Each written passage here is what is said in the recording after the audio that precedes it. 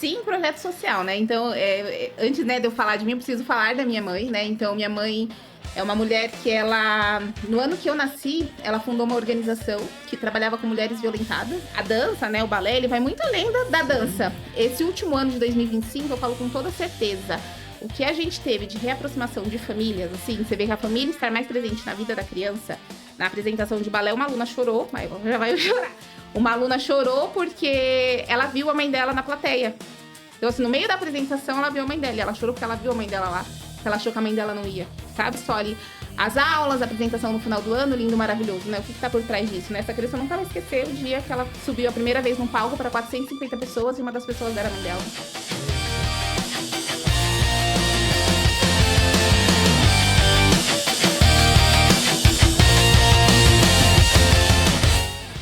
Sejam bem-vindos a mais um episódio do podcast Falando e Fazendo.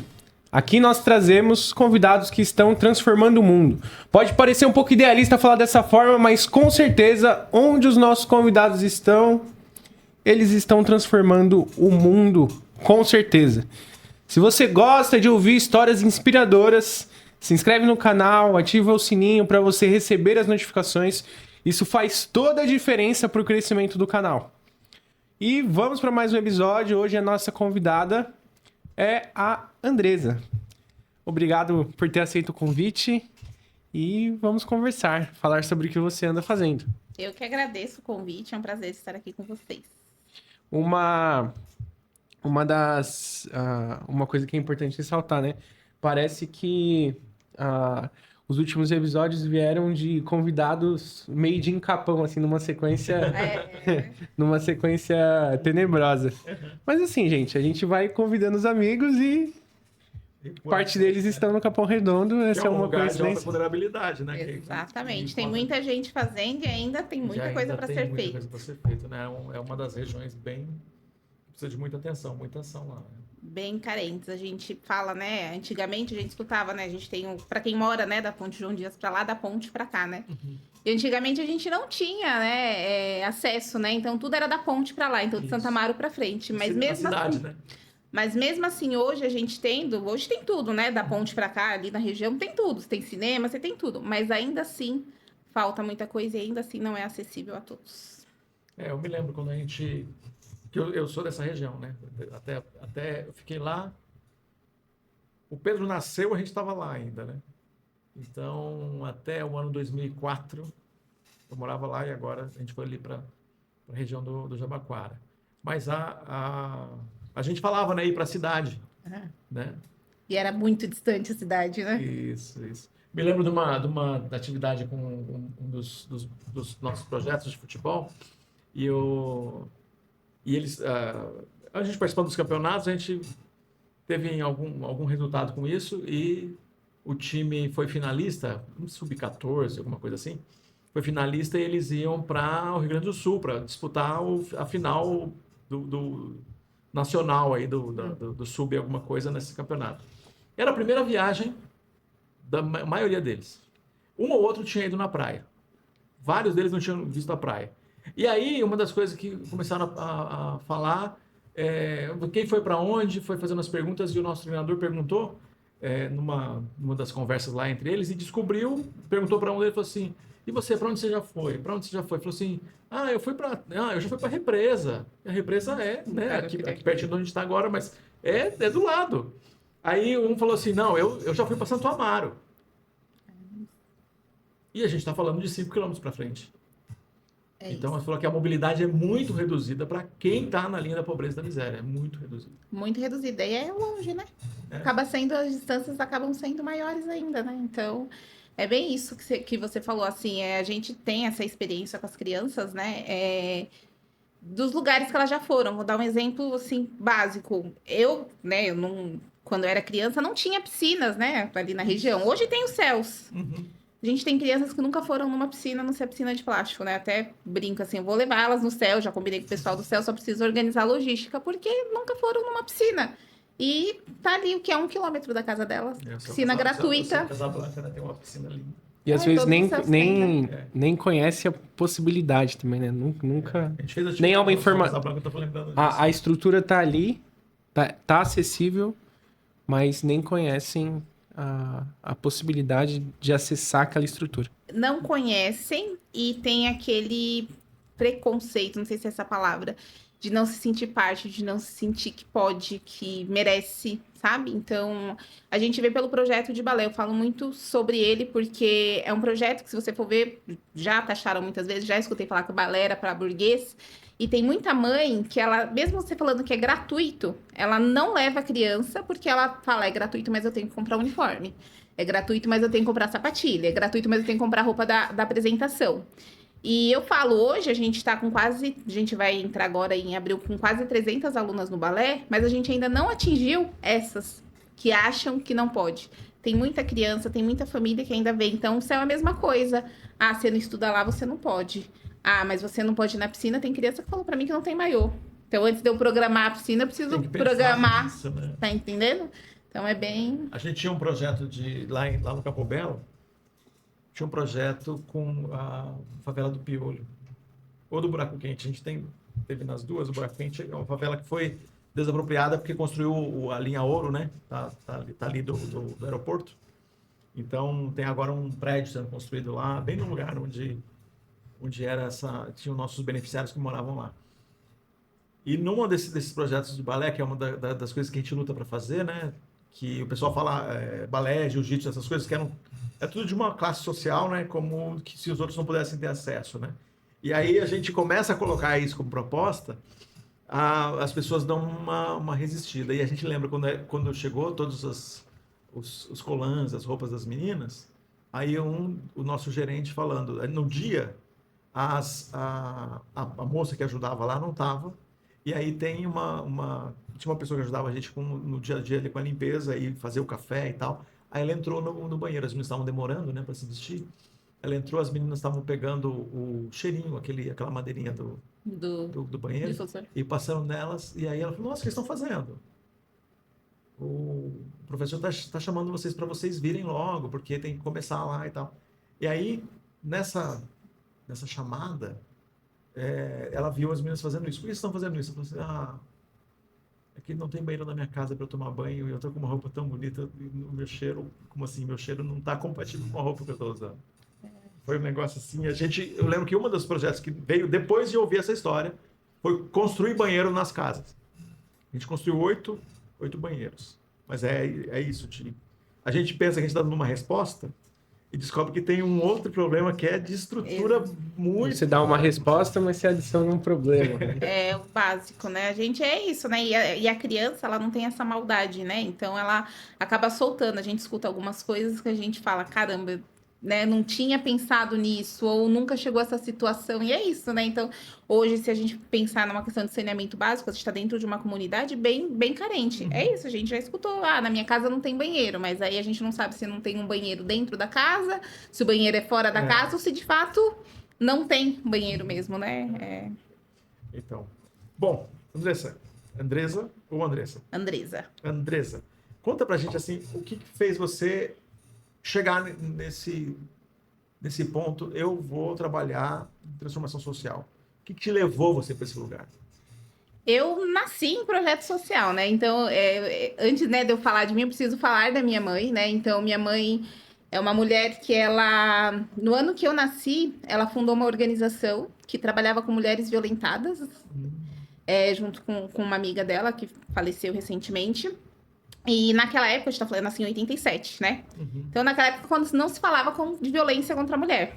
E aí, elas tinham, né, tanto a parte de assessoria para as mulheres que sofriam violência, pegavam essas mulheres escondidas e levavam para abrigos, enfim, dava todo esse apoio. E tinha os projetos para essas famílias, né, para as famílias ali da região. Então, eu já nasci dentro de um projeto social. Querendo ou não, tava ali, eu era mais nova, então eu tinha que ir com a minha mãe em tudo quanto é lugar. Então, eu já nasci em projeto social. Fiz várias coisas em projeto social. E aí, um período da minha vida, não que eu fiquei revoltada, mas a minha mãe ficava muito tempo fora de casa, muito tempo fazendo. A gente não tinha momentos de lazer, porque minha mãe sempre estava fazendo alguma coisa pro social e a gente estava lá fazendo alguma coisa junto com a minha mãe. Eu, meus irmãos mais velhos, né? Quando minha mãe teve meu irmão mais novo, ela deu uma recuada. Tem um irmão que é 10 anos mais novo que eu. Então, foi quando ela deu uma recuada, ficou um pouco mais distante. E aí, naquela fase da adolescência, eu fazia cursos, né, em projetos sociais. E só que eu, né, não estava dentro, inserida. Quando eu tinha 17 para 18 anos, eu comecei a namorar e o meu atual marido 100% aí envolvido com projeto social. Aí eu falei, não tem para onde fugir.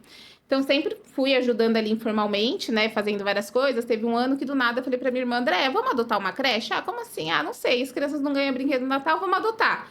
Eu e minha irmã, só com a nossa rede de amigos, a gente conseguiu ali 80 brinquedos para as crianças ganharem no Natal. E assim a gente foi fazendo, então ajudando de uma forma ou de outra. Isso veio muito mais forte na pandemia, porque teve todo aquele caos, né? E a gente ajudava uma organização. A gente fazia parte, Fabiano, que é o meu marido, fazia parte ali da associação fazia bastante tempo. Eles tiveram um projeto de futebol, tinha um campo, você morou na Zona Sul, não sei se você conheceu o famoso campo do Cafuringa, Sim. que tinha ali, né? Eu moro ali naquela região, né? Nasci ali. E eles tinham um projeto social ali, escolinha de futebol para 200 garotos, então estava bastante inserido ali. Inclusive o Gabriel Paulista, que está no Corinthians, veio desse projeto social, lá do bairro, E aí, né, na pandemia, todo aquele caos, né, ajudar ali os mais necessitados, mais pensando ali na parte assistencial. E aí, quando a gente recebeu o convite, eu particularmente recebi o convite para integrar a diretoria de uma forma mais ativa, porque eu já vinha demonstrando, mas por que a gente só faz isso? Por que a gente não vai por uma outra linha? Por que a gente não tem? Então, o CEL, por exemplo, tinha um espaço público. Por que a gente não usa? Às vezes. Por que a gente não tem um projeto? Por que a gente tem uma sala de dança que está fechada há 2 anos? Porque não tem professor, porque o voluntário vai embora. Não, então pera lá. Então vamos atrás de recursos para a gente custear o trabalho do professor para que o projeto vá. E aí fui me inserindo um pouco mais e tô aí, né? Assumi em 2021 a presidência, né? A gestão aqui do Instituto MIT e estamos aí, Que legal, que legal. Então, a sua mãe trabalhando com mulheres, aliás, Semana Internacional da Mulher. Semana Internacional da Mulher. Semana da Mulher, Dia Internacional daqui uns dias. A gente está gravando hoje, mas o programa vai... Daqui não, tá perto. Vai, na segunda-feira. Segunda-feira. Então tá bem atual aí, ó, esse tema, né, da mulher e tudo. E isso ativou você para essa necessidade. E quando você percebeu qual era o lugar onde você ia ser essa resposta, né? Você falou que tem a comunidade ali, que vocês estão respondendo, tem o balé, como é que foi?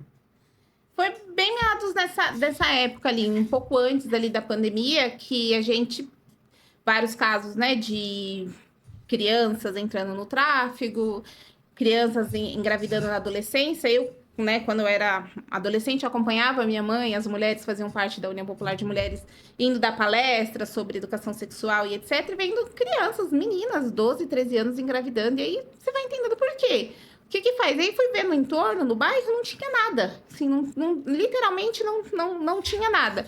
A gente tem um projeto social que é um pouco mais para cima no Parque Santo Dias, que é o Neide Vida Corrida, lá da Neide. Mas ali não tinha, né? E por que não tem?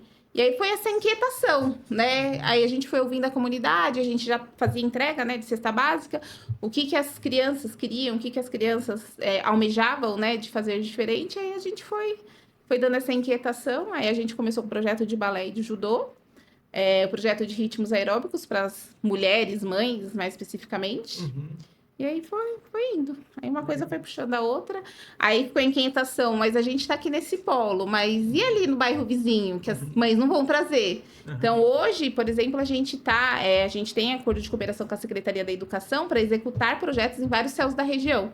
Que é justamente isso. A gente pega vários CELs e consegue atingir mais crianças e mais adolescentes. Tá. E aí vocês foram para esse lado do balé, que você falou algumas vezes aqui. É uma das respostas que vocês estão dando. Sim, eu acho que o balé, eu falo bastante do balé porque se você perguntar para as crianças de periferia, principalmente meninas, o que elas querem fazer, a maioria delas é balé. Balé realmente é caro se for pagar uma escola, enfim, tem todo o custo. E o nosso objetivo é exatamente isso, a gente ter o balé em vários polos ali da região para que essas crianças tenham acesso. E a gente consegue ver, né, o pessoal pergunta muito, histórias de transformação. A dança, né, o balé, ele vai muito além da dança. Esse último ano de 2025, eu falo com toda certeza, o que a gente teve de reaproximação de famílias, assim, você vê que a família estar mais presente na vida da criança, na apresentação de balé, uma aluna chorou, mas já vai chorar. Uma aluna chorou porque ela viu a mãe dela na plateia. Então, assim, no meio da apresentação, ela viu a mãe dela. E ela chorou porque ela viu a mãe dela lá, que ela achou que a mãe dela não ia, sabe? Então, que não é a mãe que leva pro balé, às vezes fica com uma tia, com uma vizinha, sabe? Então, o vínculo familiar, assim, eu senti que em 2025, assim, foi um trabalho que a gente conseguiu trazer bastante. Então, às vezes, não é só ali as aulas, a apresentação no final do ano, lindo, maravilhoso, né? O que tá por trás disso, né? Essa criança nunca vai esquecer o dia que ela subiu a primeira vez num palco para 450 pessoas e uma das pessoas era a mãe dela. Sim, sim. Uma das coisas que a gente aprende na transformação social e a gente vê isso em ações como você está descrevendo aqui. Uma das coisas que a gente tem que enfrentar sempre, quando as pessoas falam, isso não é...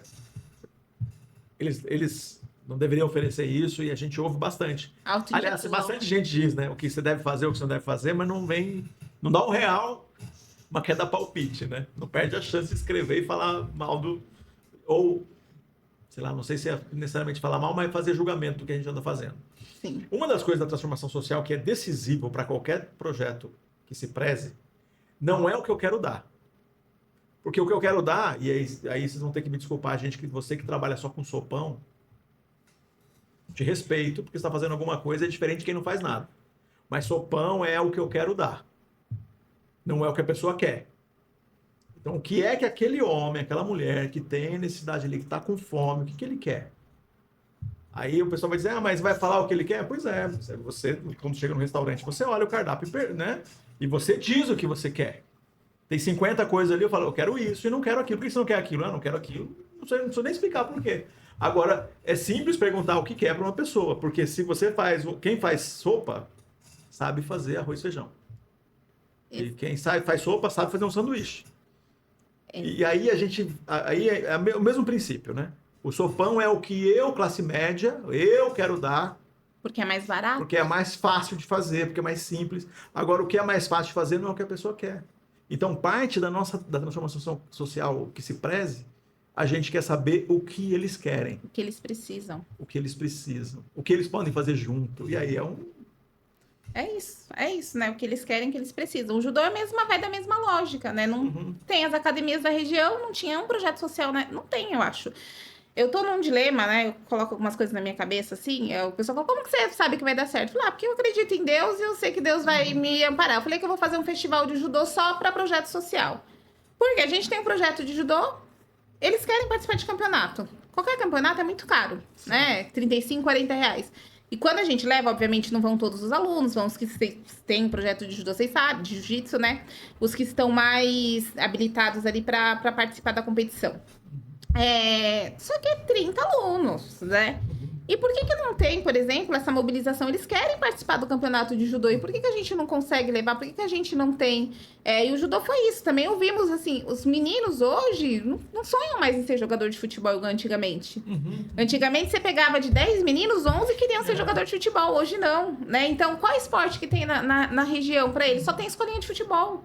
Não tem outras coisas. Isso. E aí, como que faz para escrever 80... Exato, não tem é barato, mas é barato que você está colocando só teu filho aí, você e a tua esposa trabalham. Ou se tem esposa, né? Mas se tem pai, né, também. Mas eu considerando que para escrever é uma coisa, para escrever 80. Exatamente. E outra coisa, né? Quem já foi em qualquer festival seja um festival de futebol, seja um campeonato que você já foi, o que mais custa lá? Também que tem gasto. Fala aí, Pedro. Você que já foi em campeonato. Uma criança, um adolescente que passa o dia inteiro lá. Comida. Lanche. Transporte. Né? E aí é tudo, no contexto do projeto social, é tudo isso vezes o número de pessoas, de crianças, adolescentes que você leva, né? É isso. Mas e num contexto de campeonato de luta, a gente tá falando de um dia inteiro. Ainda no futebol você tá dependendo, assim... É só um jogo, né? Costuma ser um jogo, né? Então o tempo de permanência ali é mais curto. Mas nos campeonatos de luta... É o dia inteiro. Você chega às 9 da manhã... É linha de produção, gente lutando o tempo inteiro. Então você chega cedo e fica lá até... E aí você leva várias faixas etárias, né? Então começa pelos pequenos, só que você chega lá 9 horas, vai os pequenos. Só que o seu maior, 17, 18 anos, ele vai competir 2, 3 horas da tarde. Você foi num ônibus só, tem que ficar lá esperando o dia inteiro. E aí você tem um que foi pra final, que vai ser às 8 horas da noite. Todo ônibus Você não pode, exato, você não pode falar, não, vamos embora, depois ele se vira pra ir, né? É isso. É bem isso mesmo, né? A gente multiplicando aí, né?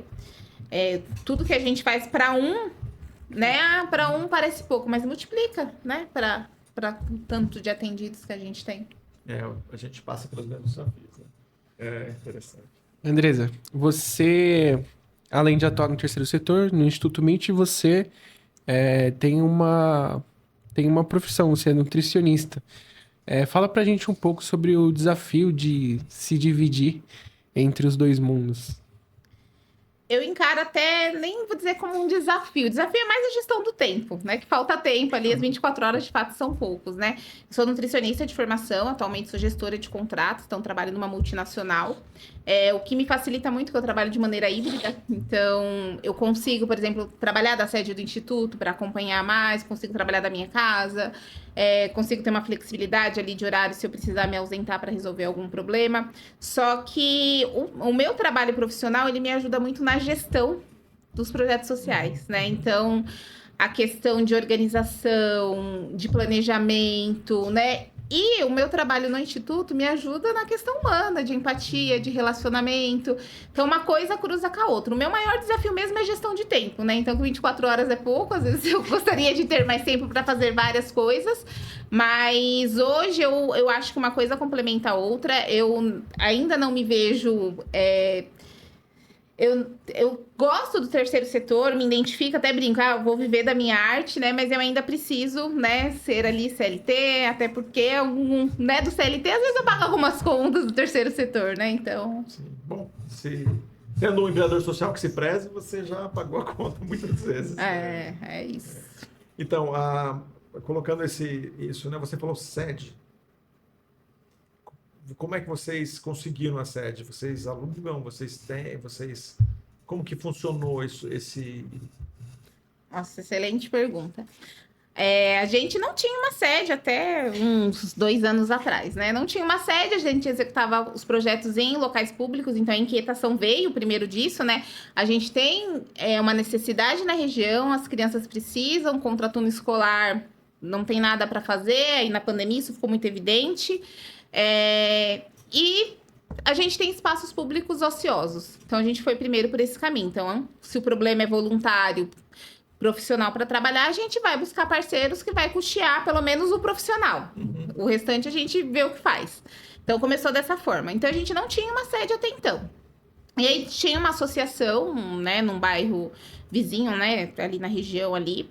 E essa associação, ela tava ruim das pernas, não conseguia executar nada, enfim, estava muito ali no assistencial, então entrega de cesta básica, não tinha projetos concretos, ela acabou fechando, né, a pandemia favoreceu também para isso, pessoas que ajudavam acabou parando de ajudar, e estava 2 anos fechado um prédio, que é público, né, faz parte da Coab, né, então toda obra pública, podemos dizer assim, eles têm que fazer alguma coisa para a comunidade, uma praça, então é um prédio público, né, que faz parte da Coab, e estava lá fechado, abandonado, só não estava depredado, mas de resto, ponto de drogas, tinha virado uma cracolândia, né, as crianças brincando no parquinho, os usuários do lado, e aí ele falou, ó, tá aqui, né, vocês querem tocar, quer pegar essa sede para vocês, quer investir? E a gente quer. A gente foi com a cara e com a coragem.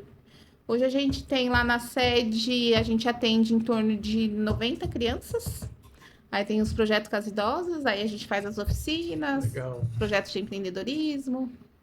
E aí então você tem terceira idade, você tem uma coisa com as mães... A gente trabalha a partir de 4 anos. E aí vai, né? Então, de 4 a 17, a gente tem mais os projetos focados em balé, judô. A gente faz oficinas de primeiro emprego para adolescentes ali a partir de 14 anos. Então, a gente faz uma formação de 4 encontros para prepará-los para o primeiro emprego. E a gente... Você tem parceria com alguém? E a gente indica para as empresas parceiras, né? Para esses menores aprendizes irem.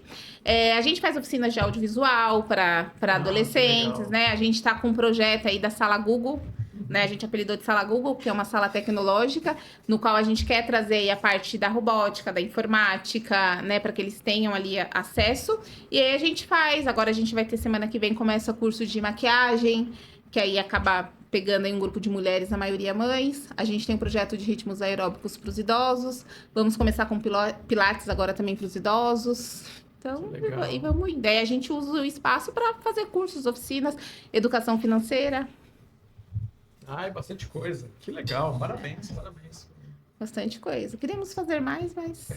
A gente faz festivais de esporte, então tem uma quadra, né? Então a gente faz festival de basquete, festival de vôlei, que aí a gente usa a comunidade e traz jogadores, times de fora, projetos de fora para participar do festival Legal. também. O pessoal, os participantes, então, são principalmente ali da Coab. Como que é ver o teu público? Ali na sede são da Coab. Ali. A gente está ao lado do campo do Cafu, ali, Jardim Irene, Sim. Jardim Irapiranga, né? São ali 95% da comunidade. Então, na hora que o Cafu escreveu 100% do Jardim Irene, Não, esse povo, você estava lá já? não. Foi quando nem pensava em fazer projeto foi social. Nossa, Não. Mas isso aí eu lembro disso. Que quem era dali do Jardim Irene quase que tem um ataque cardíaco coletivo. Você sabe que a Porque fundação... é aquele negócio da autoestima, né? De alguém que não... Sim. Que é visto, né? Lá da nossa... literalmente do lado, né? Mas assim, na parte de cima, assim, a gente vê todo o campo, assim. O famoso campo do Cafu, né? Sim. Mas... Que é mais um desses projetos que a gente está falando, que responde a uma necessidade, mas a necessidade é tão grande, né? Exato. E aí, pensando, né, em jogadores de futebol, né? Quantos desses projetos se profissionalizam e conseguem, né, realmente ter sucesso, né? O desafio não pode ter um pensamento de profissionalização, né? Para nenhum dos nossos projetos. Se a gente pensar isso, não é o motivo do que a gente está fazendo. Né? Não é o motivo, mas você acabou de se federar na Federação Paulista de Judô, por quê? A gente está ali dentro do território, tem quase 70 alunos do judô em 2 polos, né? Na sede e lá no Céu Canto do Amanhecer. Só que você tá vendo que tem uns alunos que eles estão se destacando, estão indo pro outro lado, só que eu não posso me limitar ali. Então, o que eu preciso fazer para eu empurrar eles para eles irem para frente? Então, o primeiro passo, federamos, agora vamos escrever, né? Vamos federar 10 atletas para ir para competições oficiais, né? Que é os que estão já em nível e a gente vê que tem e que querem, né? Porque não é só também ter o potencial, tem que querer. E o mesmo a gente está fazendo com o balé. A gente tem algumas alunas mapeadas. Esse ano a gente quer começar a participar de festival, que também é muito caro, mas enfim. Mas vamos, né? Já selecionamos algumas aí também, porque é isso. Quero que amanhã ou depois estejam em clubes grandes, que estejam em escolas de balé renomadas e que depois voltem, seja ou para contar que começou lá ou para dar aula, né? Então, esse é o nosso objetivo, né? Então, a gente não pode se limitar na profissionalização, mas a gente sabe que a gente também tem que empurrar esses que também é uma origem, né? É um degrau. Uma possibilidade, né? Então, mas quando eu tô falando desse objetivo, é que quase sempre, quando a gente está falando, por exemplo, de futebol, é uma dessas coisas. É como que quando você eu faço minha seleção de meninos e meninas para jogarem ali, porque eu tenho um grupo enorme que não são selecionáveis. Sim. Né? Então, se considerar que a resposta social que eu dou, ela é muito maior do que aquele que é selecionado, Exatamente. Que um dia, quem sabe, chegue a alta performance. Mas eu tenho um ensino de disciplina, um ensino de cidadania, um ensino de, né, levar para participar num evento, representar um coletivo, né? A gente vê as pessoas tão desumanas, né? Então, os projetos, né? O trabalho coletivo, os projetos coletivos ensina muito, né? Sobre viver em coletividade, né? Você vê as pessoas muito fechada no mundo, sozinha, quer trabalhar sozinha, não gosta de pessoas. Como assim não gosta de pessoas, né? Você vê os adultos falando, não gosto de lidar com pessoas e não gosta de lidar com os animais. Então, assim, né? E eu acho que os projetos sociais, eles ajudam muito isso também, né? Na questão do convívio ali da sociedade. As mulheres que a gente atende no projeto de ritmos, a gente tem vários relatos, assim, vários depoimentos de mulheres que estavam em casa, sozinha, depressiva, que só cuidava do lar, não faziam nada, não tinham uma amiga, podemos se dizer assim. E estava depressiva literalmente. E essas mulheres não vão para uma academia fazer exercício. Você tem que fazer exercício, o médico fala. Uma mulher de 60 anos, não vai se sentir à vontade, né? De 20, uma vai se sentir à vontade de repente se matricular numa academia.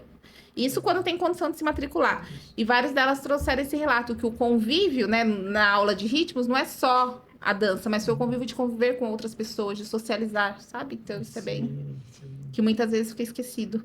A minha irmã, ela fala muito isso, né? Que a gente tá cuidando muito das crianças e dos adolescentes, mas estamos esquecendo dos idosos, que cada vez mais estão mais sozinhos. É que nós temos muitos idosos também, né? Aumentando a população de idosos no Brasil. Isso vai se tornar um problema cada vez maior por conta da inversão da nossa pirâmide populacional.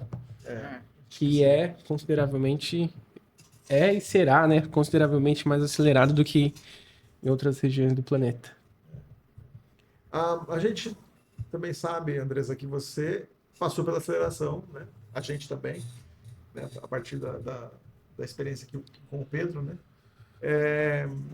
Eu queria que você falasse como é que foi isso, como é a experiência de passar por um processo desse. Você já Aceleração tinha da passado, Glocal. Você só falou aceleração. Da Glocal, isso, da Glocal. Mas talvez já tenha passado em outro lugar, né? Nunca tinha passado por um processo de aceleração, já tinha me inscrito em alguns, mas não fui selecionada.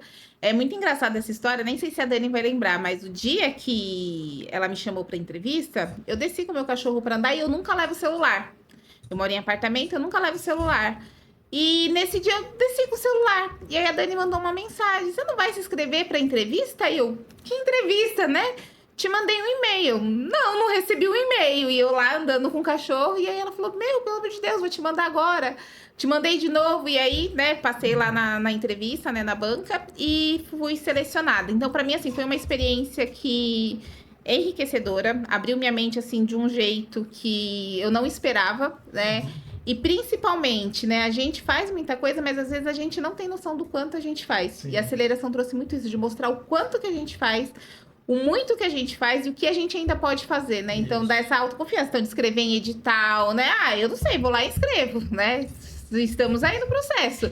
A esporte, vou escrever. É Condeca, vou escrever. Funcad, vamos escrever. E vamos indo, né? Então, assim, acho que trouxe uma autoconfiança e mostrar o quanto a gente está fazendo, o quanto a gente é capaz de transformar cada vez mais ainda vidas. Porque é isso, às vezes a gente fica ali dentro da nossa bolha e vê que a gente não tá sozinho e que tem um monte de gente que, assim como nós, acredita que a gente pode, né, mudar o mundo, mudar vidas.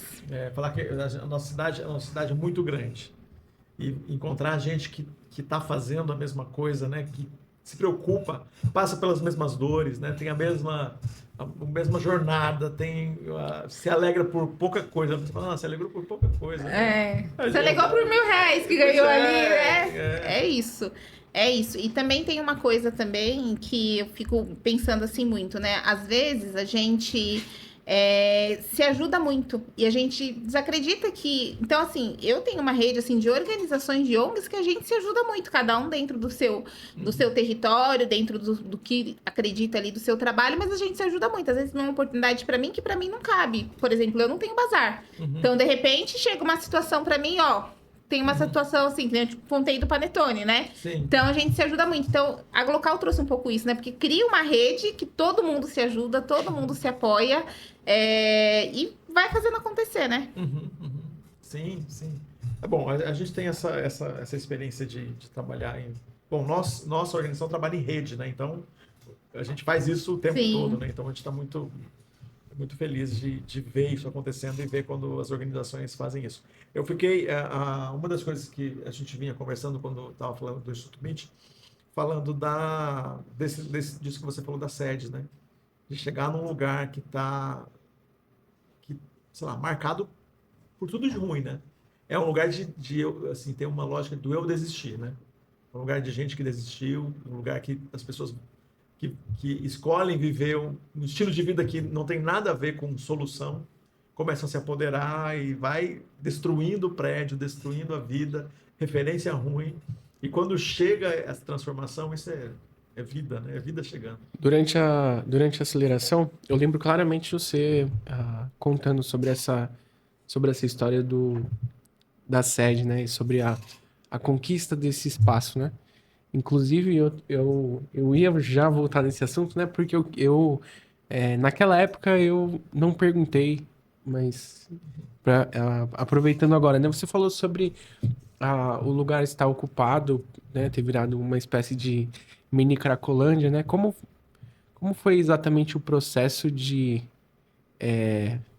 tornar esse espaço sede, né? Foi um processo livre de brigas, de atritos? Como funcionou isso? Brigas e atritos, sim. A parte onde é o prédio, né, ele é cercado. Então, embora estivesse abandonado, tudo dentro do prédio, como eu falei, não estava depredado, porque é fechado. Então, né, tava ali, precisava só de uma boa reforma, pintura, trocar móveis, né, as coisas mais burocráticas. Mas o entorno, que é totalmente aberto, parquinho, quadra, eu tenho um espaço, uma área verde muito grande do lado de fora, que estava nessa situação que a gente ainda não conseguiu o nosso objetivo principal. Mas com um jeitinho. Então, assim, primeiro a gente precisa ocupar o espaço, fizemos a reforma. Então, a própria comunidade, as famílias, né? Então, assim, tá ali no parquinho. Quando a gente chegou lá, a grama tava no meu joelho. Nossa. Criança brincando na sujeira, que é aquele parquinho que ela tem para brincar, ela não tem outro lugar. Então a gente cuidou da parte de dentro, mas vamos pelo menos manter o mínimo da parte de fora. O que é? Manter o parquinho limpo, organizado. Então as famílias já começaram a nos acolher. Na hora que a gente coloca os projetos efetivamente, que antes, né, as associações que passaram cobravam. E a gente não. Então, assim, a gente não cobra nada de nenhum atendido. Então, isso também já foi conquistando. Então, a própria comunidade já foi nos ajudando nesse sentido de, né, se encaixar, de entrar.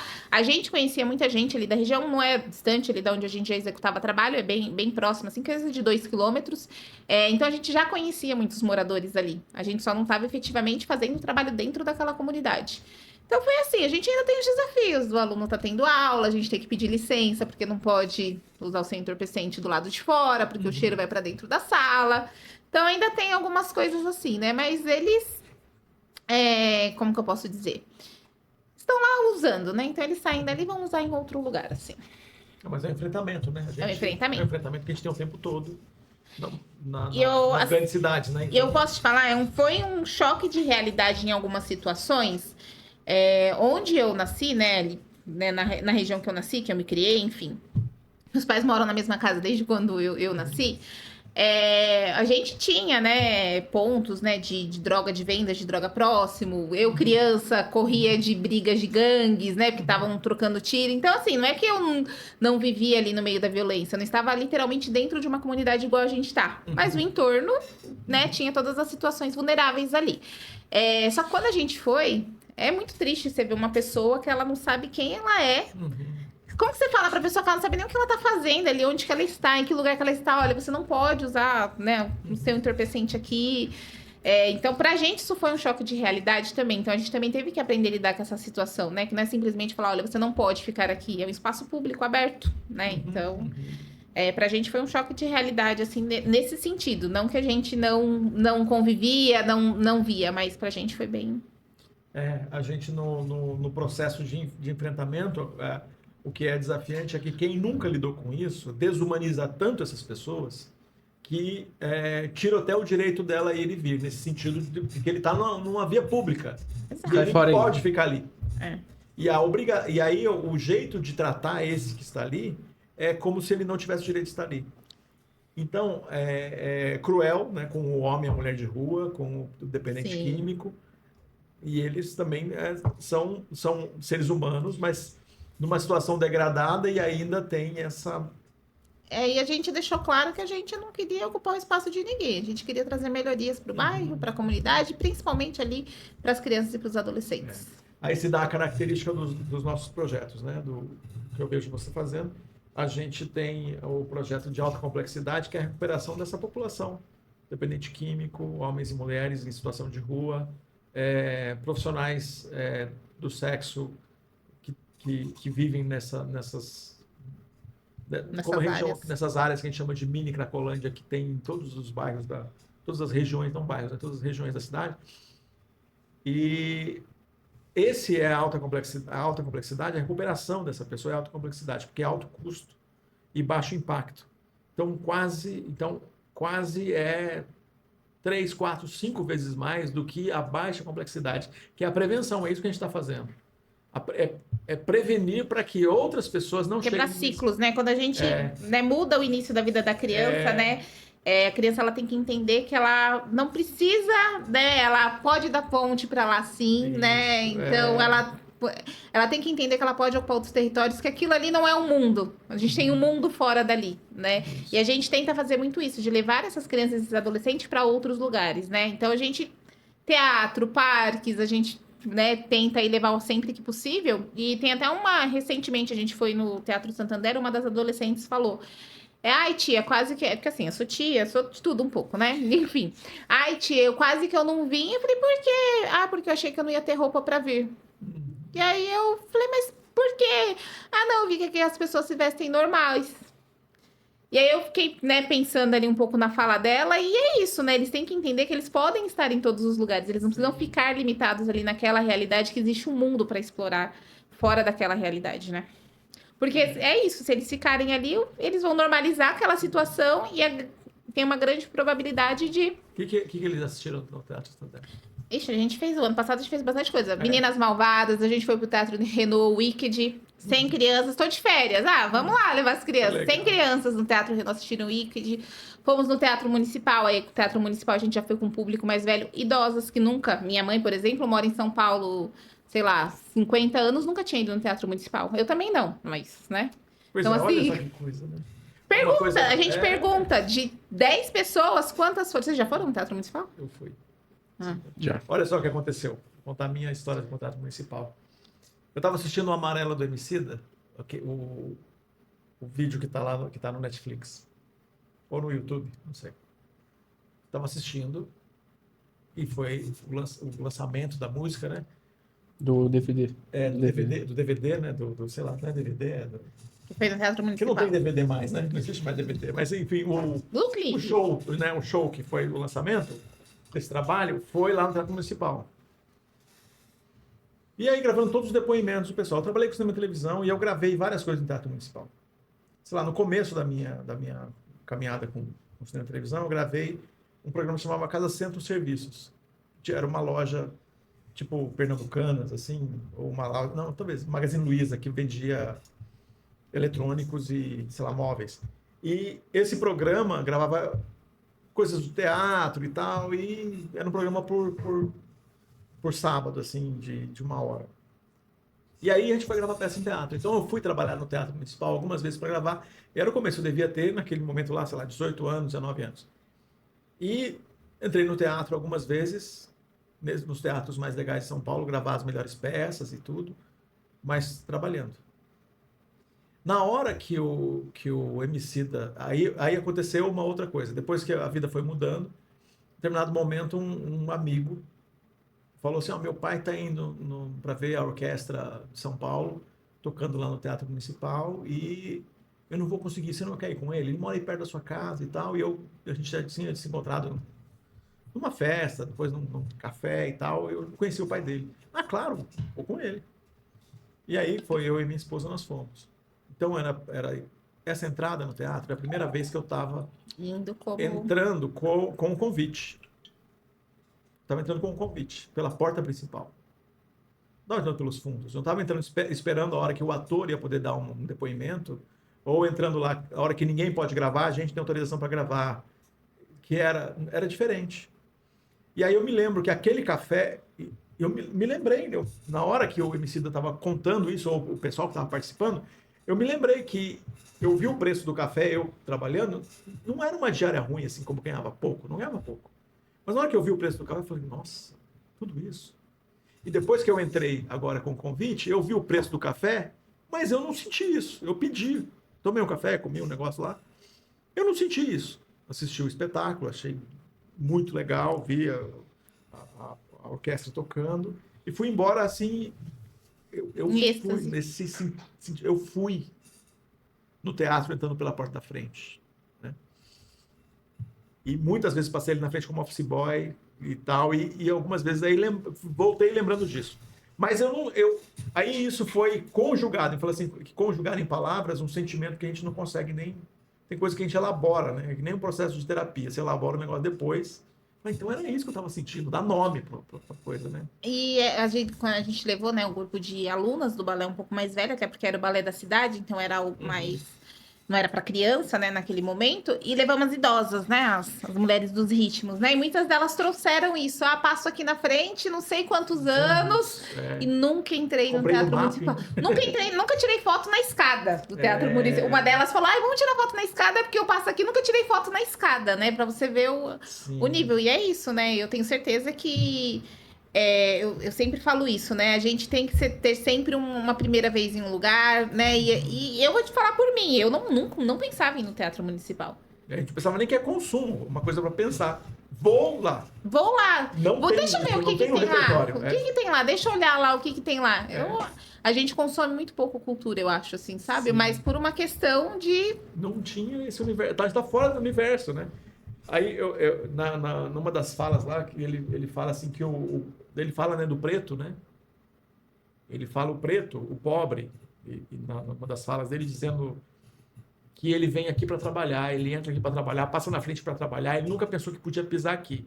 Então, cantar a nossa música aqui, ele fala, tem um sentido de dizer que esse lugar também, a gente tem o direito, a gente só não usou, só não entrou. Então, eu falei, caramba, era direito meu. E eu não sabia. E eu entrei depois podendo, né, com o convite. Aliás, não fui eu que comprei, eu ganhei, né? Mas entrando com o convite, eu senti esse monte de coisa que ele falou e eu não conseguia, não tinha nem repertório para conjugar isso. De como me fez falta. O lugar que era meu. E eu digo mais, né? A gente pode estar nesses lugares sem precisar pagar. Pois é. Na verdade, tem que pagar porque a gente paga imposto. É nosso. Né? Mas assim, tem meios, caminhos de você ir de graça. Nesse lugar, nossas crianças, nossos adolescentes, dos nossos projetos, eles precisam saber que o teatro é municipal. O nome é dele. Não só o teatro, né? Vamos falar do Museu do Ipiranga. Museu do Ipiranga. Eu também nunca fui, mas Museu do Ipiranga, logo quando reinaugurou, que teve lá não sei quantos meses, né? Que podia ir gratuitamente. Se você pegar a população que foi, pergunta quantas pessoas de periferia foram. Não foram. Não foram, nem pensam. E vão. Parque, as mães não levam as crianças no parque. Pois é. Porque é público municipal, de graça. Mais ou menos, né? Fala que é um muro social, né? O muro social está construído de um jeito que a pessoa fala é público, é de todo mundo, mas tem um muro social construído, a história dos que a pessoa fala né? que eu não consigo ultrapassar esse muro, né? Como é que eu ultrapasso esse muro? É isso. Tem um muro social construído. A gente não vai ver ninguém lá no aeroporto de Guarulhos, ou vai ver, quando vê, é alguém que ultrapassou muitos muros para pedir comida ou pedir alguma coisa dentro do aeroporto, igual a gente vê num monte de lugares. É um muro social que foi construído. A pessoa que pede coisa sempre... Não, lá não vai, exato. Lá não precisa nem ter um segurança na frente dizendo que não pode, ele já não vai. É isso, né? Já não pode, né? Você falou aí de aeroporto, né? As pessoas que nem andar de avião, né? Para muitos é uma utopia, assim, tipo, nunca vai acontecer, né? Meu pai tem fez 77 anos agora, eu acho. É isso, se eu não errei a conta, né? O sonho do meu pai era andar de avião. Ele nunca verbalizou isso. Nossa. Nunca verbalizou. Mas ele contava, eu não conhecia o pai dele, meu avô, mas ele contava. Meu pai é baiano, né? Então veio de uma realidade que meu avô lá na roça ficava sentado, vendo os aviões passando. Ah, esse avião tá indo, sei lá, pro sul, né? Não sei como que ele se baseava nisso. E meu pai sempre contou essas histórias. Porque o Vocula ficava lá fazendo isso. E todas as vezes que eu viajava de avião a trabalho, a primeira vez que eu viajei de avião foi a trabalho. Meu pai, toda vez que eu ia viajar, meu pai falava assim, você vai de avião? Você foi de avião, né? E eu senti. E aí eu falei, eu vou levar meu pai pra andar de avião. Eu vou andar com meu pai. Minha mãe sempre falou que não ia pisar no avião e que tudo mais. Minha mãe não era o sonho dela. Mas meu pai, embora ele não verbalizasse, era. 2024, eu realizei o sonho do meu pai, né, de andar de avião. Levei ele pro Piauí, pra casa tem uma prima que mora lá. Eu levei minha mãe junto, ela foi obrigada, mas foi. E, assim, a felicidade dele contando, né? E hoje a gente fala, o avião é acessível, né? Muita gente se incomoda com isso. Não é acessível, ainda é caro, ainda falta, né? Enquanto os idosos têm sonho de andar de avião e talvez não vão conseguir realizar esse sonho. Não vão conseguir. A gente vê isso, né? O meu avô, né? Então, contando de sonho, né? Meu avô tem duas coisas do meu avô, né? Meu avô era deficiente auditivo. E a gente também tem essas experiências. E o meu avô nunca tinha visto o mar. Ele veio para cá e aí meu pai, sabendo disso, levou ele para ver o mar. Então, contou isso para ele, né? Ele contando, eu não estava junto, ele contando como foi. Mas aí nós resolvemos, eu e meus irmãos, nós resolvemos comprar um aparelho auditivo para ele. Ele ouviu o barulho do E mar. nós colocamos o aparelho auditivo assim, a gente estava dentro da cidade. E ele sempre foi agricultor, né? A vida dele é de agricultor. Agora coloca o aparelho auditivo nele, ele fala assim, coloca, e a gente primeiro mostra como tem que colocar, e aí fala para ele colocar, e depois que você colocar, a gente vai ligar. Aí colocou, na hora que ligou, a primeira coisa que ele ouviu, ele falou assim, oh, passarinho. Ficou emocionado. Só que é uma coisa que, esse aparelho auditivo, então, pensando em, sei lá, 30 anos atrás, era caro, não estava acessível. Então, mas nós três conseguimos comprar. Mas não fôssemos nós comprando, para ele, para o universo dele, isso nem existia. Nem pensa. Ouvir não existia mais. Né? Essa coisa de a gente abrir uma porta que não existia mais. É a mesma coisa do avião. Não, a pessoa nem pensava, será que eu vou nessa vida ter uma experiência dessa? Por isso que cada vez mais a gente tem que trabalhar essas crianças, esses adolescentes, para Isso. quebrar esse ciclo ali, ó. Que eles podem ali, para que as outras gerações já cresçam sabendo que eles podem, que eles vão conseguir, que tem um caminho para isso. Se você muda o começo, você muda Do tudo. fim da história, exatamente. Muda tudo. Então essa é muitas experiências profundas. Né? Essas questões dos muros sociais, né, elas são bastante emblemáticas para alguns espaços públicos, especialmente no pós-pandemia, né? A gente tem uma tendência de privatizações e concessões de espaços públicos na nossa cidade que é importante de ser mencionada, né? Acho que acredito que o maior exemplo disso é o Parque do Ibirapuera, com a gourmetização insana do parque, né? Então, isso aconteceu no pós-pandemia em relação a você ter uma concessão de uma empresa que administra, e aí ele passa por um processo de receber quiosques de restaurantes que são mais caros, receber quiosques como Tem mais a da Base barraquinha de do Latte, milho. da Base de Latte e por aí vai. Tem até a última vez que eu fui, tinha uma área lá, né? Que tinha lá todos Cabana Burger, enfim. E vários outros. E desde a adolescência, assim, da época que comecei a sair sozinho, eu frequentei bastante o Parque do Ibirapuera. Então, na verdade, no pós-pandemia é a época que eu menos frequento. Não por conta dessa questão que eu mencionei, mas frequentei muito o parque também fazendo música de rua, né? Então, quando eu estava na primeira parte da faculdade, eu trabalhava de jovem aprendiz e fazia uma renda extra indo na Avenida Paulista e indo no Parque do Ibirapuera. Só que o Parque do Ibirapuera, ele era muito bom do ponto de vista financeiro naquela realidade para mim, porque eu ia lá, eu só ia lá no fim do ano, né? Tinha o show lá no lago, eu ia e ligava minha caixa lá, e eu nunca tinha concorrentes lá, igual eu tinha na Paulista. Ligava a caixa, e tinha a primeira sessão do show no lago, e quando terminava a primeira sessão, ligava o Bosque. Na hora que ligava o Bosque, começava a tocar. E aí ficava... Iluminava o Bosque. E aí, automaticamente, já... Dependendo... obviamente, não era essa questão, mas... quem ia embora, porque tinha acabado de assistir o lago, ficava mais tempo. Né? Eu conseguia prender a atenção e parecia que... Sei lá, eu era atração do parque, porque o negócio ligava e eu mandava ver. Aí, as possibilidades até para pessoas que são ambulantes ou que fazem música de rua, elas diminuem à medida que esses espaços passam por essas construções de muros sociais, como a gente disse aqui. Então, depois que veio a pandemia, quando entrou 2021, eu fui uma última vez fazer música no Parque Ibirapuera e foi a última vez que eu fiz. E já tinha passado por esse processo de privatização, que foi... usei a mesma estratégia. Só que não tinha mais a mesma lógica porque já estava tudo ligado. Mas cheguei lá e comecei a tocar. E naquele dia estava muito cheio. E já juntou muitas pessoas imediatamente. E eu toquei uma música e meia. Quando eu comecei a segunda música, chegou um grupo de uns 10 seguranças pra me impedir de continuar a tocar. E aí eu comecei a conversar, pedindo pra deixar. E aí um deles começou a se posicionar de forma mais ameaçadora, como se fosse tomar o violão da minha mão.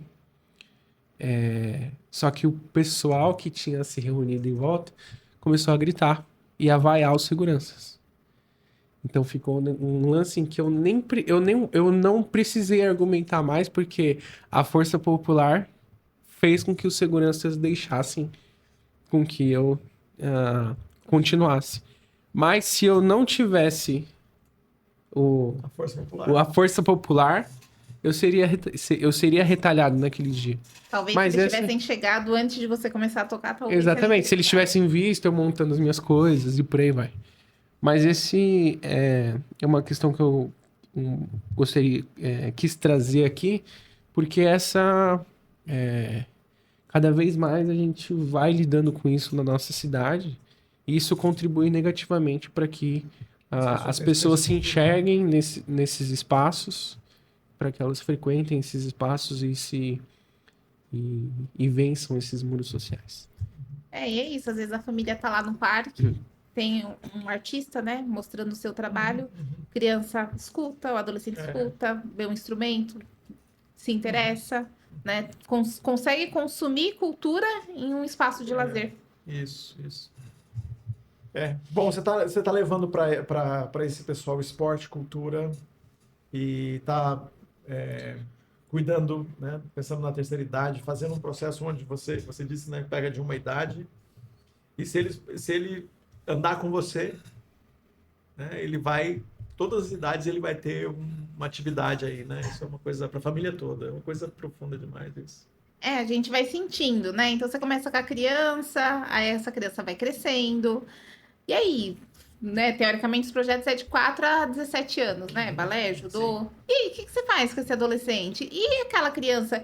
Eu escrevi um dos projetos que escrevi para o Condeca, é um projeto voltado para esportes, e aí, né, com várias modalidades, inclusive Funcional Kids, porque a gente tem aquela criança, aquele adolescente que ele não se identifica com nenhum esporte, mas ele precisa se exercitar. E aí ele vai crescendo, o que você vai fazer com ele? Quer trabalhar? Não quer fazer o esporte? Precisa trabalhar, então vamos profissionalizar ele. E aquela mãe que tá em casa sem fazer nada? Então uma coisa foi puxando outra. A mãe também tem alguma coisa para fazer? Tem um curso para eu fazer no horário. Então a gente vai ter o curso agora, que a maioria das mães vão fazer aonde? No horário que a criança tá na escola. Então ela vai conseguir fazer o curso de manicure, vai conseguir fazer o curso de maquiagem, tentar se profissionalizar para ela conseguir fazer também uma renda extra com outro trabalho. Aí tem os idosos, as avós que cuidam daquela criança que fica lá só em casa cuidando, né, dos netos, às vezes dos filhos, aquela mãe. Então, o que tem para mim fazer, né? E aí foi indo, né? Foi puxando. E a gente tenta aí, de um modo geral, atender as famílias inteiras, assim. Que legal. E a gente tem famílias, assim, fora os projetos aí voltados para o esporte e cultura, a gente tem a parte assistencial, porque acho que a gente que trabalha aí não tem como fugir muito, né? Então, a gente tem a questão da cesta básica, que a gente recebe, né, da prefeitura, né, da secretaria, e faz o repasse para as famílias cadastradas. Então, a gente tem crianças, né, que a família recebe a cesta básica, a criança tá no balé, o irmão tá no judô, a mãe faz aula de dança com a gente, quando tem o curso, tá lá um familiar, um primo, né, fazendo. Então a gente tem famílias que todo mundo da família faz alguma coisa conosco. Legal, que legal. Andresa, a gente tem 3 perguntas que a gente faz para todos os convidados que vêm, né? uma das perguntas fica sobre minha responsabilidade. Quando a gente está falando de empreendedorismo social, esse empreendedor social ele está sempre pensando em como criar soluções para que muitas pessoas ganhem em conjunto. Tudo que você falou aqui é um grande exemplo disso, né? Então, como que eu construo, proponho atividades e projetos que eu consiga beneficiar o maior número de pessoas com os mais diferentes perfis, né? Essa pergunta é baseada justamente nessa ideia, nesse comportamento de empreendedores sociais. Se você vencer, quem vence junto com você? Olha, se eu vencer, na verdade eu digo que eu já sou vencedora, porque já tem muita gente vencendo. Eu falo aí que crianças, adolescentes, famílias, minha família, né? Eu tenho, né? O que a gente faz hoje, eu sempre falo, a gente traz o melhor para eles, né? No entanto, que a gente incentiva os nossos familiares a participarem dos nossos projetos. Minha sobrinha, Ana Luísa, ela tá com 15 anos. Ela participou de todos os projetos. Ela até brinca, se ela tivesse aquela, fala, minha mãe me obriga. Mas por quê? Porque se for bom pros meus, eu quero que seja bom pros outros, né? E a gente também veio de uma inquietação, que eu não citei isso, porque voltando aí desse princípio da Ana Luísa, ela, né, estuda em escola particular, porque minha irmã trabalha muito para isso, e ela teve acesso à música. A Ana Luísa tem 15 anos, ela toca 6 instrumentos. Uau. Por quê? Na escola tinha estudo em colégio adventista, tinha aula de música, o professor viu que ela tinha ali, não vou dizer que ela tem um talento, mas ela gostava, começou a fazer aula particular num preço super acessível. O primeiro piano dela o professor emprestou, o primeiro violino o professor emprestou, o violino ficou 3 anos emprestado com ela. E a gente começou essa inquietação. Por que a gente tem aqui e eles não? Então, quando a gente começou também a pensar em projetos que a gente achava que era inacessível, era justamente também por isso. Porque a gente via que dava para fazer. Então, hoje, se eu venço, assim, eu tenho certeza que talvez não... a gente não consiga ver isso, talvez não consiga ver isso em vida. Mas muitas crianças, muitas famílias vão vencer. E já estão vencendo. Aconteceu recentemente aí no Natal, né? Semana do Natal. Falei do vínculo familiar e tudo. A gente foi chamado para uma escolinha particular lá da região para fazer uma apresentação de balé. E a gente levou lá um grupo de alunas, né? E aí elas dividimos nos carros, elas estavam no meu carro e uma delas falou assim... Eu falei, agora a gente só vai se ver o ano que vem, né? Mas por quê? A gente quer passar o Natal no MIT. E aí eu travei assim na hora, né? Eu falei assim, não, mas a professora precisa descansar, né? Não dá para passar o Natal no MIT. E aí eu fiquei pensando, né? Será que essas crianças querem passar o Natal no MIT porque elas gostam muito daqui? Ou porque elas não têm Natal em casa? Qual que é a perspectiva de Natal delas? Então, se eu venço, essas crianças vão saber o que é o Natal. O que é estar em comunhão com a família. E aí eu não tô falando de mesa farta. Tô falando disso mesmo, de ter a família perto, de saber o que é ser amada, ser cuidada. Acho que é um pouco disso. Andresa, de vez em quando, acontece com todo mundo que trabalha como a gente trabalha. Alguém escreve uma carta, escreve um negócio, ou fala uma coisa assim que é como se fosse uma tatuagem emocional na gente, que traz essa resposta do porquê eu estou fazendo. Qual é a última coisa que você tem como uma referência de alguém que trouxe essa marca emocional positiva que você falou, é por isso que eu faço isso? A gente tem um aluno, né? A gente tem um aluno que eu estudei com a mãe dele desde o pré. Então, desde o pré, estudamos no prézinho da igreja, do primeiro até o terceiro ano, estudei no mesmo colégio lá do bairro. Estudei com ela. E a gente tem o Nicolas, né, filho dela, ele tá com a gente no projeto de judô há 3 anos. Eu já falei do Nicolas em algumas situações.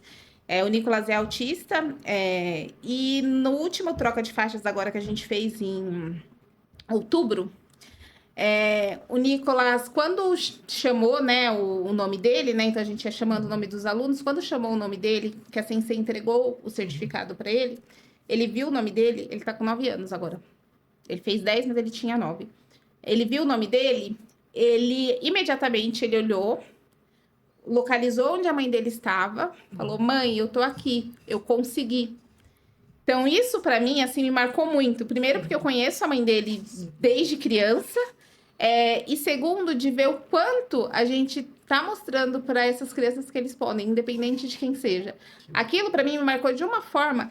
E pra completar, na semana seguinte, a troca de faixa foi no sábado. Na quarta-feira, eu fui na aula, porque tinha uma aluna que não pôde ir, porque ficou doente. Eu fui levar a faixa dela para o professor fazer a troca na sala. E o professor chamou a aluna na frente, explicou, né, para os alunos que ele ia fazer a troca de faixa da Lorena, que ela não pôde ir. E o Nicolas, né, ele lembrou da música que tocou na entrada dele. Ele sozinho, ele começou a bater palma e entonar ali o tom da música sozinho, né? Então, tipo assim, ele fez referência ao momento que ele viveu, ao momento da colega. Então, assim, isso pra mim, assim, foi uma das coisas, assim, dos últimos meses, assim, que me marcou profundamente. É por isso que eu faço, é por isso que eu quero continuar fazendo, sabe? Legal. A gente tem muitas histórias que vão marcar a gente, né? Pela vida, né? Lembra... Por acaso, eu também me lembro de um certo Nicolas que passou pela minha vida, né? Outro dia eu conto a história desse Nicolas. Me lembra quando a gente grava só o nosso de contar essa história. Agora, seguinte, Andressa. A gente tem coisas que a gente vive que a gente pode usar como uma história, mas encontros que não são possíveis acontecer no mundo real. Pensando nesse encontro aqui, se pudesse acontecer, né? Então precisa de uma abstração da sua parte. Se esse encontro pudesse acontecer, e esse encontro acontece só dentro da gente, mas se ele pudesse acontecer, de verdade, você encontrar com a Andressa de 10 anos e trocar uma ideia com ela, você passar meia horinha ali de conversa com a Andressa de 10 anos. E você contar um pouco de você, e você conhece ela. Você sabe tudo dela, mas ela... Dá um tempo de vocês conversarem. O que você diria para a Andressa de 10 anos?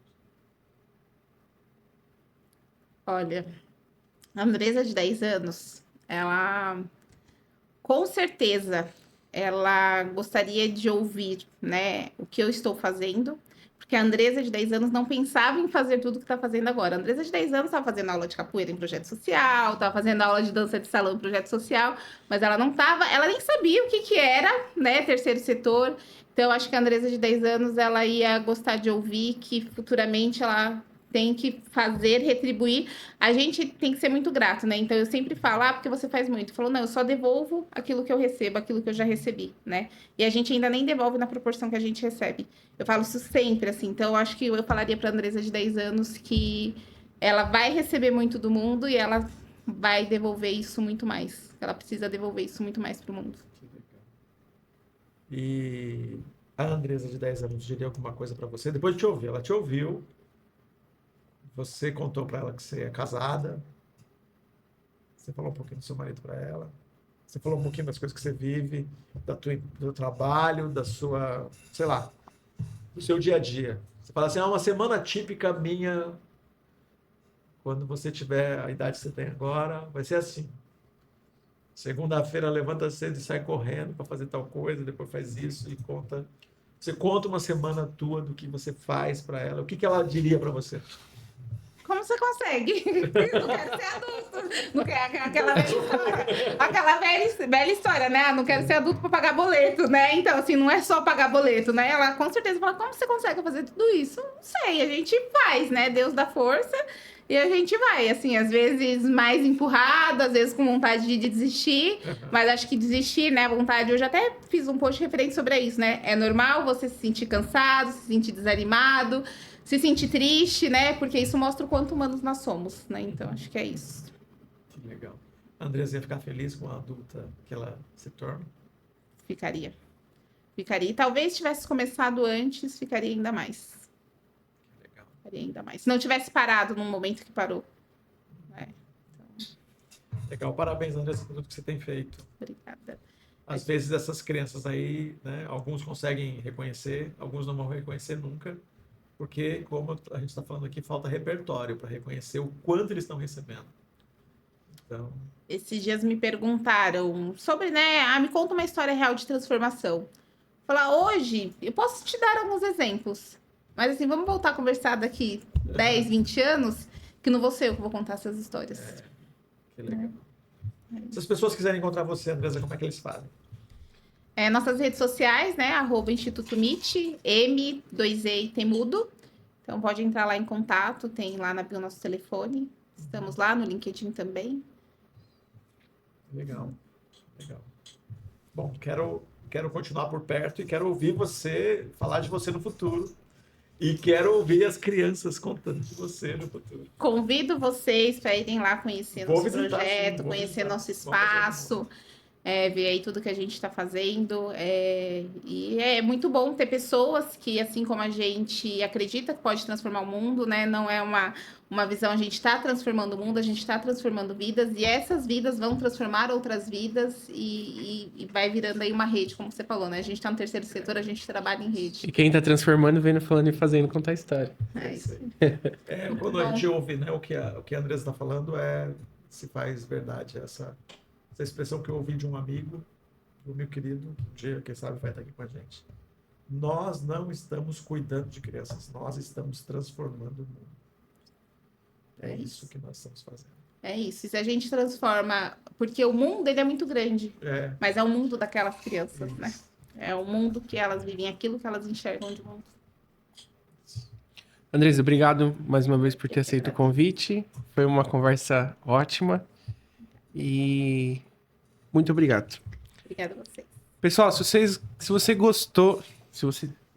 Falei na terceira pessoa e depois mudei para a primeira. Então vamos falar só na primeira, recomeçando.